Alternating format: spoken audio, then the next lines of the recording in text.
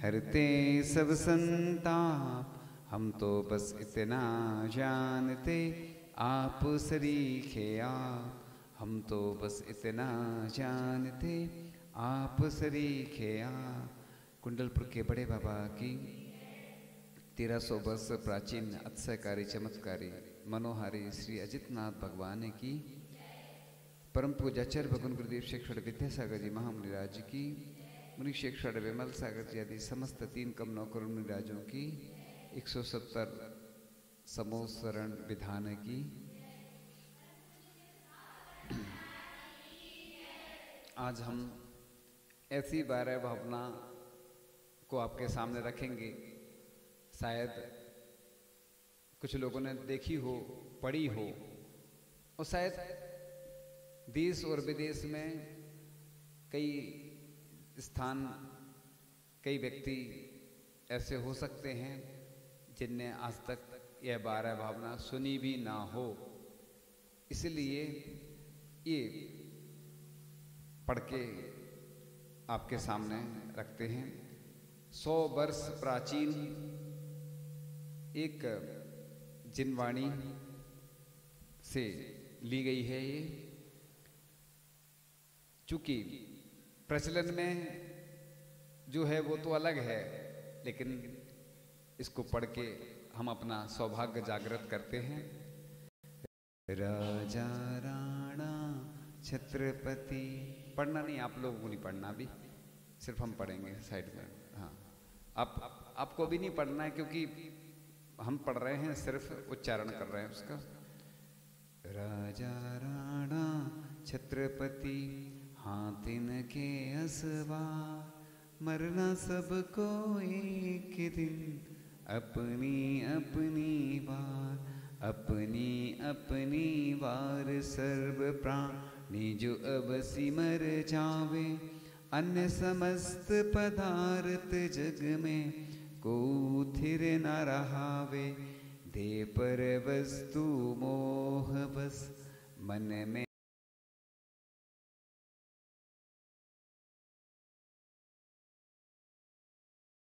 मेरा जो पावे, दल बल देवी देवता, मात पिता परिवार, मरती बिरिया जीव को न राखन हार, को न राखन हार जीव के, जब अंतिम दिन आवे, औषध यंत्र मंत्र की सरना, गह भी कोई न बचावे, रत्नात्रय धर्म ही एक सरना, यही सर्व जन गावे, ताते सबकी शरण छार गहु, धर्म मुक्ति पद पावे, दाम बिना निर्धन दुखी, तृष्णावस धनवान, कबहु न सुख संसार में, सब जग देखो छान,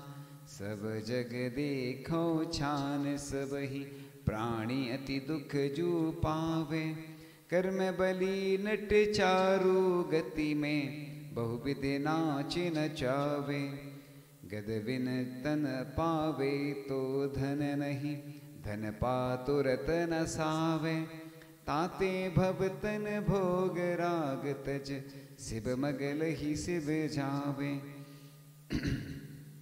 आप अकेला अवतरे, मरे अकेला होय, यूं कबहूँ इस जीव को, साथी सगा न कोई, साथी सगा न कोई, मरण कर जब पर भव में जावे, मात पिता सुत दारा प्रियजन, कोई न साथी आवे, पुण्य पाप या धर्म ही साथी, तन धन यही रहावे, सुख दुख सब ही इकला भुगते, इकला चहु गति धावे, जहाँ देह अपनी नहीं, तहाँ न अपना कोई, घर संपत्ति पर प्रगट ये, पर हैं परिजन लोए, पर हैं परिजन लोए, होए नहीं वस्तु जाति कुल थारा, मोह कर्म बस पर को अपने, समझे सोई गवारा। तू है दर्शन ज्ञानमयी, चैतन्यात्मा न्यारा। याते पर जन त्याग आप गही, जो होवे निस्तारा। दिपे चाम चादर मड़ी, हाड़ पिंजरा देह। भीतर या सम जगत में, और नहीं गिनगे, अवर नहीं गिनगे है देह सम। असुचि पदार्थ कोई, अस्थि मांस मल मूत्र असुचि सब, याही तन ते होई। चंदन केसर आदि वस्तु तन, परसत सुचिता खोवे। ऐसे तन में राचि रहो, तब कैसे शिव मग जोवे। मोह नींद के जोर, जगवाशी घूमे सदा। कर्म चोर चहोर, सर्वस लूटे सुध नहीं। नहीं सुख या जीव को यह, कर्म आसरव नित करे। मन वचन तन के योग ते, नित शुभ अशुभ कर्म ही वरे। तिन कर्म के बंधन भय तिन, उदय ते सुख दुख लहो। ताते मिथ्यात प्रमाद आदिक, तजहु जाते शिव गहो। सतगुरु देह जगाए, मोह नींद सब जब उपसमे। तब कछुवन उपाय, कर्म चोर आवत रुके। रुके तब ही कर्म आश्रो, किए संबर चावसो।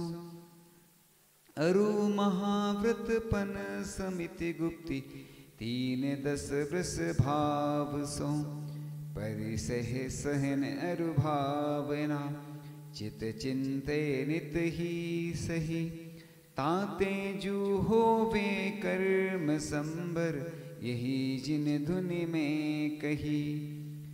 ज्ञान दीप तप तेल भर, घर सोधे फ्रम झोर। या विधि बिन निक से नहीं, बैठे पूरब चोर। बैठे पूरब चोर, कर्म सब रहे देह घर माही।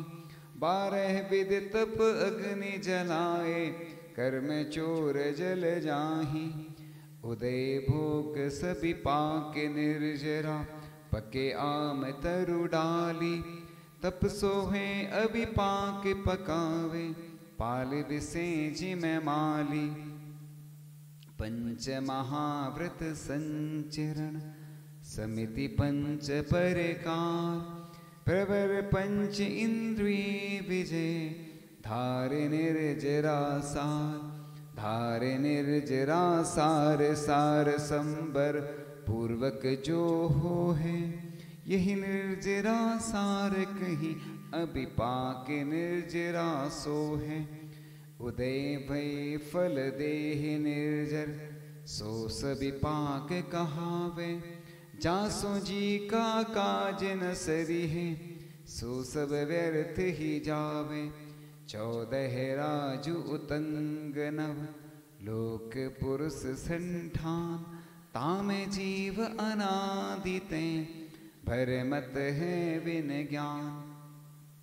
भरमत है विन ज्ञान, लोक में कभी न हित उपजाया। पंच पराव्रत करते करते, सम्यक ज्ञान न पाया। अब तू ही मोह कर्म को हर कर, तज सब जग की आशा। जिन पद ध्याय लोक सिर ऊपर, कर ले निज थिर वासा। धन कन कंचन राज सुख, सब ही सुलभ कर जान। दुर्लभ है संसार में, एक जथारथ ज्ञान। एक जथारथ ज्ञान सुदुर्लभ, है जग में अधिकाना। ठावर त्रस दुर्लभ निगोदते, नर तर संगति पाना। कुल श्रावक रत्नात्रय दुर्लभ अरुसष्टम गुण थाना। सब ते दुर्लभ आत्म ज्ञान सु जो जग माहि प्रधाना। जाचे सुर तरु दे सुख चिंतत चिंतारे। विन जाचे विन चिंत है धर्म सकल सुख देन। धर्म सकल सुख देन रैन दिन भव जीवन भन भाता। सठ दर्शन ईसा मूसा महमद कामत ना सुहाता।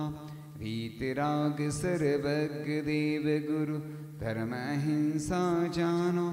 अनेकांत सिद्धांत सत्य तत्वन को कर शरधानो। भूधर कविकृत भावना द्वादश जग परधान।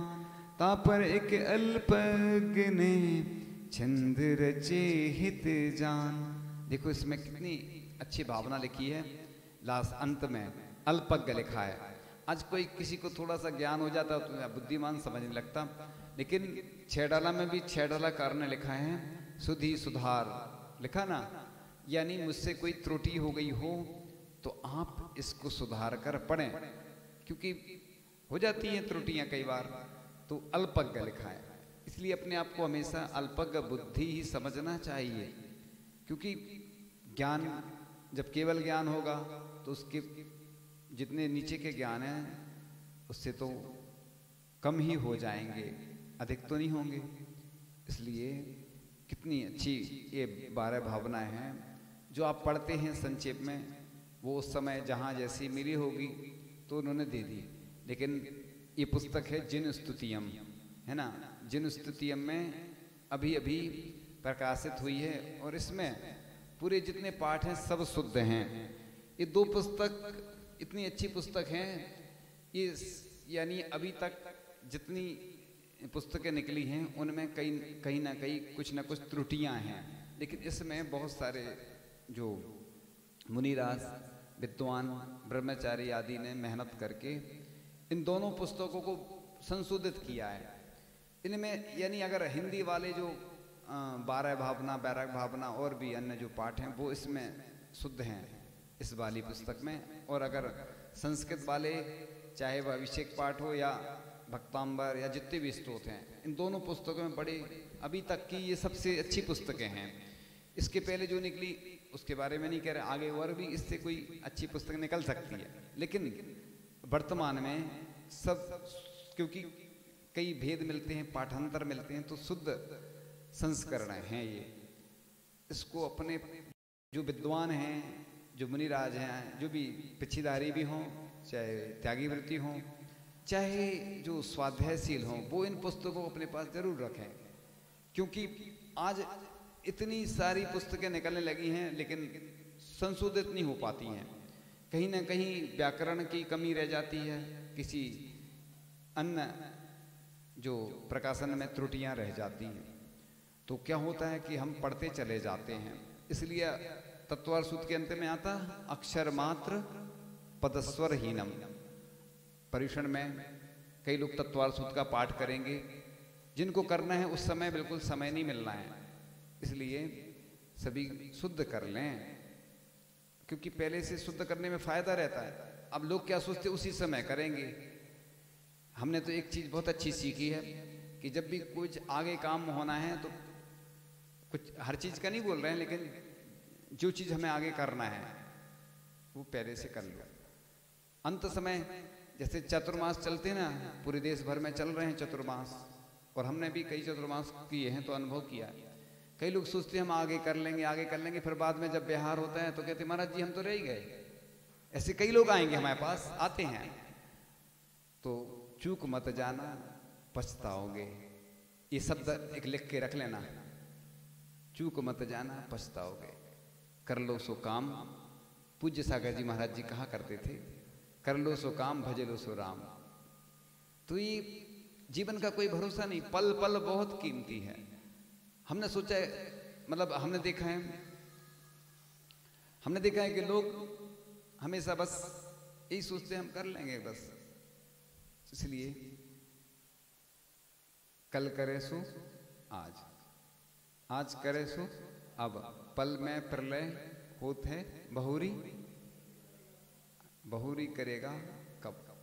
जीवन का कोई भरोसा नहीं, इसलिए ये बहुत अच्छी भावना है। इसका कुछ थोड़ा सा अर्थ ले लेते हैं, क्योंकि आप लोग प्रतिदिन पढ़ते तो हैं लेकिन अर्थ नहीं मालूम होता है, तो फिर उस भावना को पढ़ने से कोई।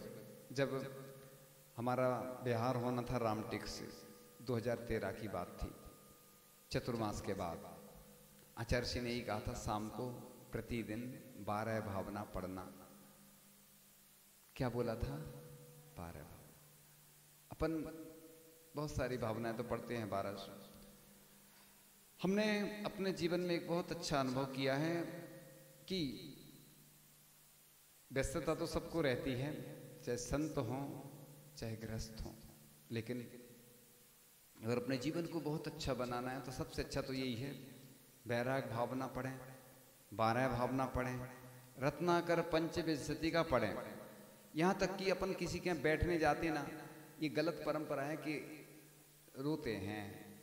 अन्य जगह तो अलग बात है, देखो अन्य धर्म वालों को हम नहीं बोलते, लेकिन जितने लोग पूरे देश विदेश के लोग जो सुनते हैं हमारी बात, उनके लिए हम यही कहते हैं हमेशा कि शुद्ध अपन को किसी के बैठने जाते हैं तो 2-3 दिन निकल जाएं तो क्या पढ़ना चाहिए, क्या सुनाना चाहिए उसको?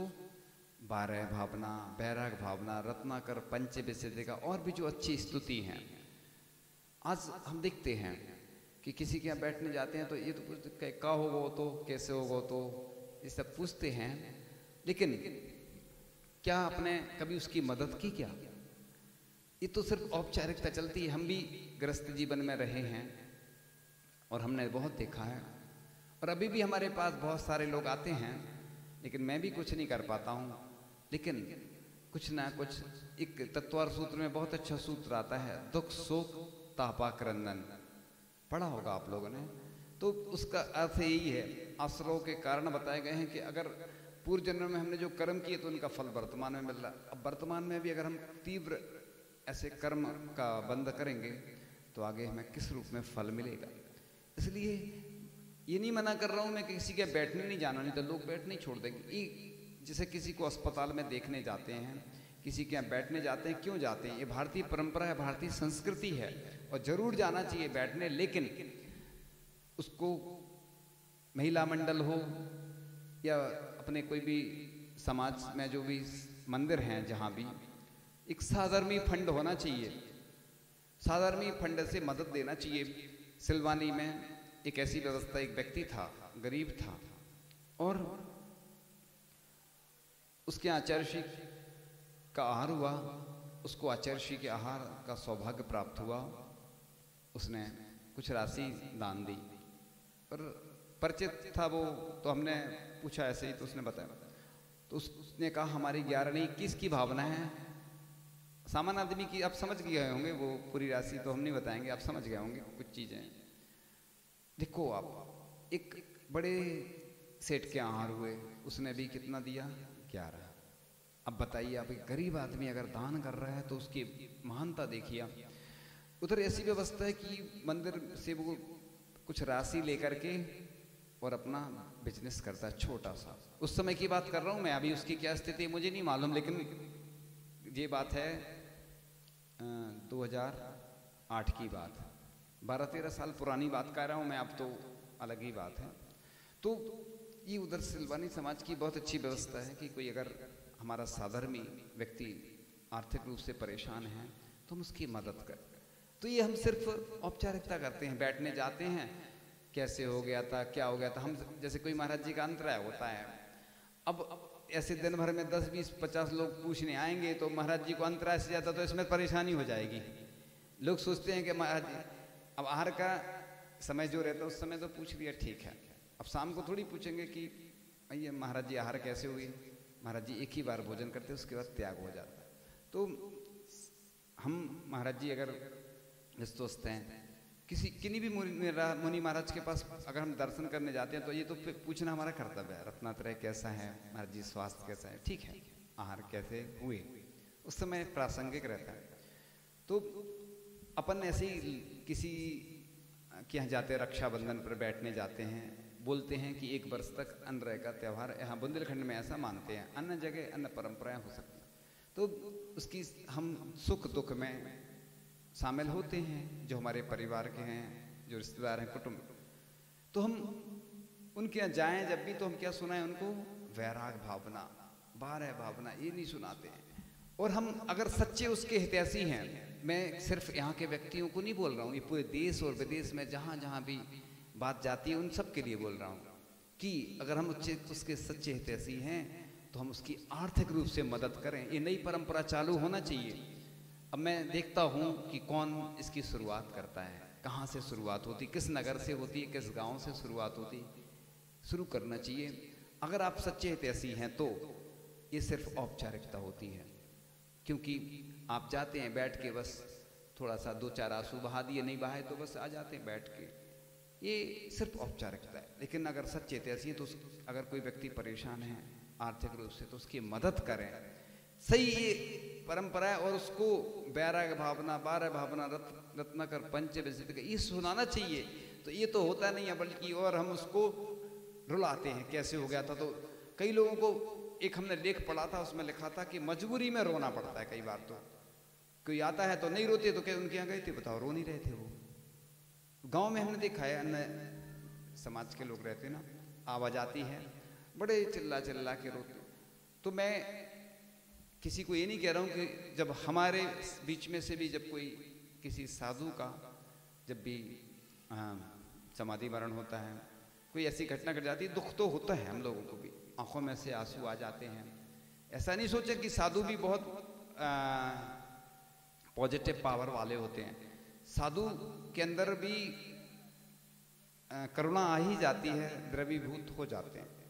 लेकिन प्रयास, मैं ये नहीं कह रहा हूं कि आप लोग बिल्कुल संवेदना ही बिल्कुल भूल जाएं, लेकिन हम कई बार बोलते हैं ये बात कि अभी 12 भावना हमने पढ़ी, तो बस अभी आपने जो काल हमारे बीच में से निकला, अभी कुछ महीने इतने खतरनाक निकले हैं, उनमें आपने देखा होगा प्रतिदिन 12 भावना बिल्कुल सामने दिखती थी बिल्कुल।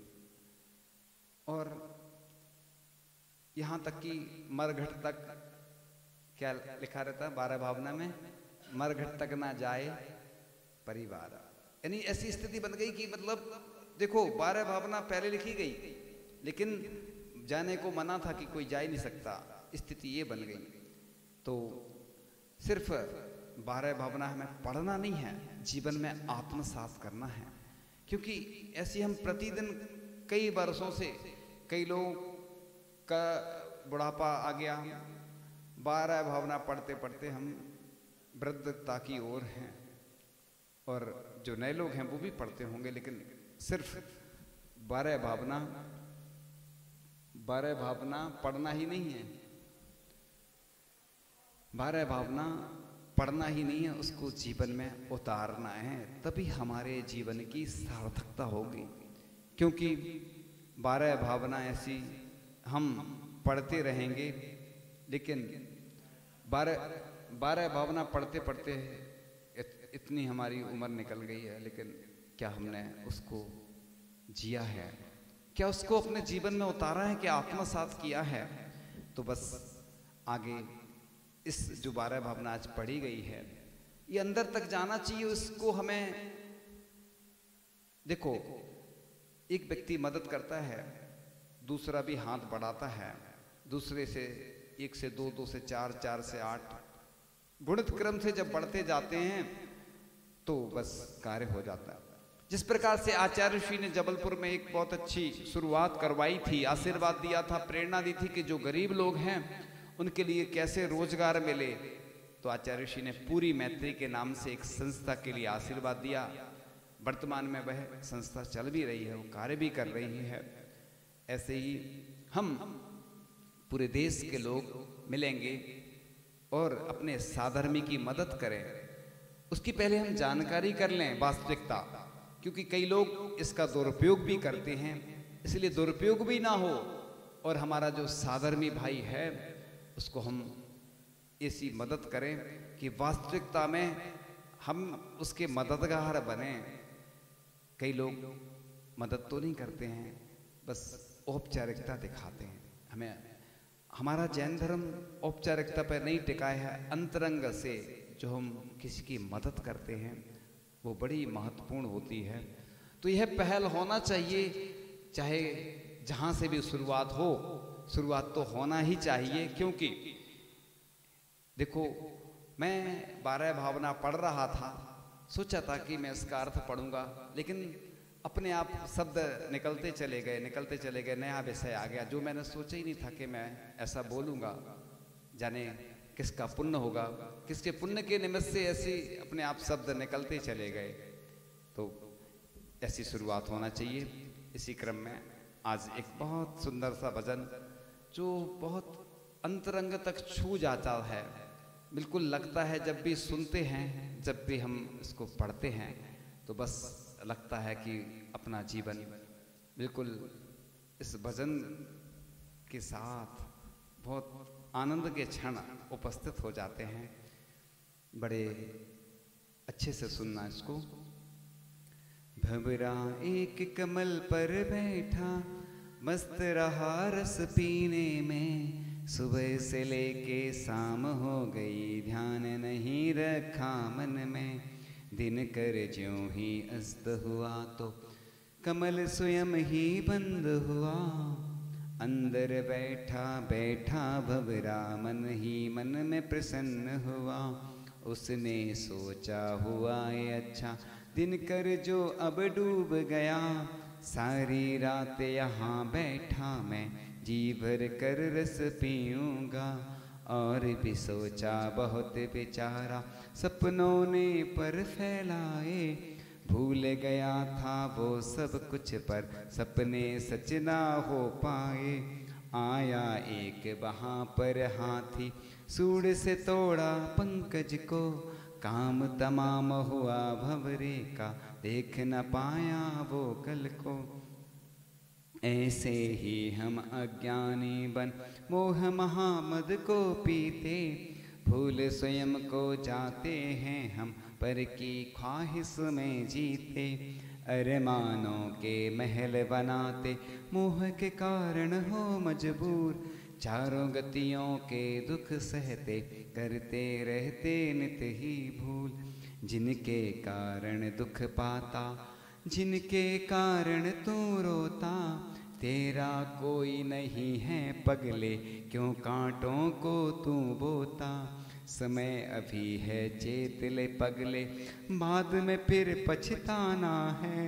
भंवरे का जो हाल हुआ था, फल वैसा क्या पाना है। ना जाने कब कहाँ किसी के जीवन की हो जाए शाम।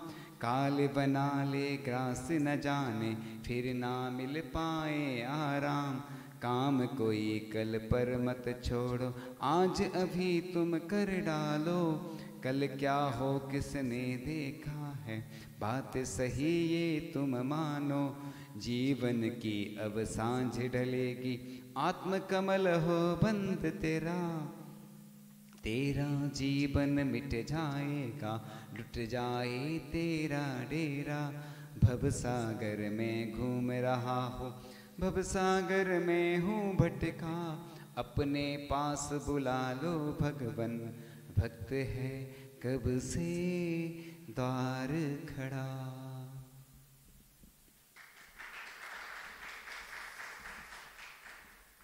मेरे सवालों का जवाब दो, दो ना। आता है पहला प्रश्न आपके सामने। आज जो 12 भावना पढ़ी गई वो कितने वर्ष पुरानी जिनवाणी में थी? 100 वर्ष। हाँ करो, उधर करो। 100 वर्ष पुरानी 12 भावना है। उत्तर बिल्कुल सही है। चलो आ जाओ। तीसरा प्रश्न आता है अब आपके सामने। आज हमने एक बहुत अच्छी बात बताई कि किसी के यहाँ कोई शांत हो जाता है ना, तो हमें उसकी मदद किस रूप में करना चाहिए। जिससे कि उसका जीवन अच्छा बने और हम वास्तविकता में उसकी मदद कर सकें। थोड़ा सा तिरछे में आता है अब आपके सामने। हमें जब किसी के हम बैठने आदि जाते हैं तो हमें क्या क्या सुनाना चाहिए? हेलो। हाँ, थोड़ा सा साइड में आता है अब आपके सामने। जब हम किसी की मदद करते हैं तो उससे क्या होता है, इस प्रकार से हमने बताया था कि वह मदद कैसी मदद होती है। हम जो करते हैं, अभी जो करते हैं और जो हम करेंगे या करें तो उसमें अंतर क्या है? वह मदद